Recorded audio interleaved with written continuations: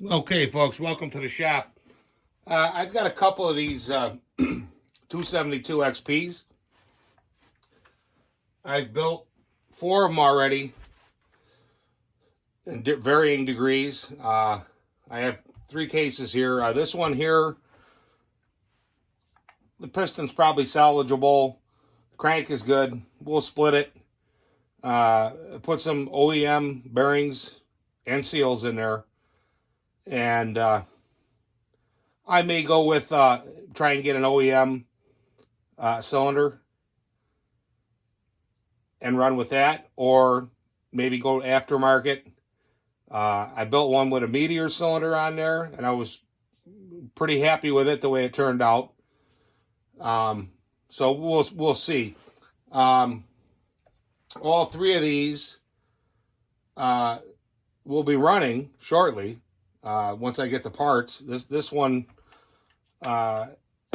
needs, like I said, bearings and seals. Obviously, this one's going to need a crank, bearings and seals.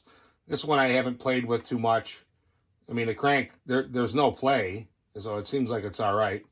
It's moving okay, but we'll see. We'll take everything out and we'll put it between centers and check everything and make sure everything's up to snuff. The other thing is I got my profit sharing check coming up, and I'm planning on getting a small milling machine, and this will allow me to do a lot of things that I believe will enhance the performance. Now, you know, a lot of guys are cutting the base here to drop the cylinder down. I've always said use a thinner gasket, but whatever way you want to tackle it, as long as you get to the same result, who cares? Now, with the milling machine, what I can do is I can actually mill some material off of both of these cases. Indicate everything in flat. You know, clamp it down, tap it around until it's indicated in, and then come in with an end mill and just mill this whole thing right out. And what that's going to do is it's going to slightly decrease the case volume. And then, you know, you could do a little bit more work to the crank to get a little bit more, but having that milling machine will afford me a lot of opportunity. I mean, I may end up running a thicker base gasket than stock, or a spacer, because, you know, a lot of guys are concentrating on the top end here.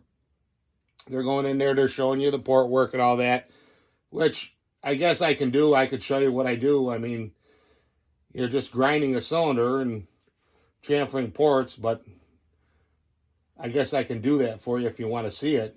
It's no problem. But the whole thing is you have two parts to this motor.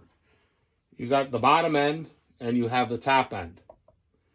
Okay? So if I know I can get this thing to flow and I mill this out and reduce the crankcase volume, in theory, I can get a little bit more flow. Now, it's probably not going to wind out as high, but you should still be able to pull 9,500, 10,000 in the wood, which with a good chain setup, it's going to produce a lot of power for you. The more I play around with these, the more I'm seeing the potential of these saws. I know it's a 20-something-year-old saw, but it's also 72.2 cc's. So you can get quite a bit of power out of them.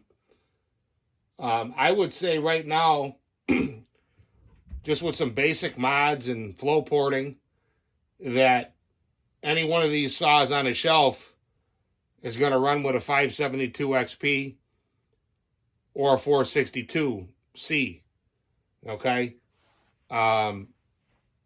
And, you know, I just picked up two more of these off of eBay. I think one cost me $80. and the other one was like $120. So for $200, I got 2 more carcasses. You know, I got the flexibility to play around.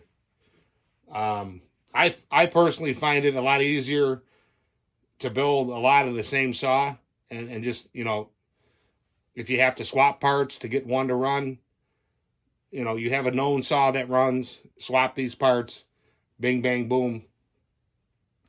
But having all these different parts and the way the tolerances stack, I mean, you can build yourself a pretty good saw. There was a talk, I think it was Tin Man had a video today where he was talking about the 372, 371 versus these. These have a little bit more displacement. The 371 or the 372, I would say, is a better saw because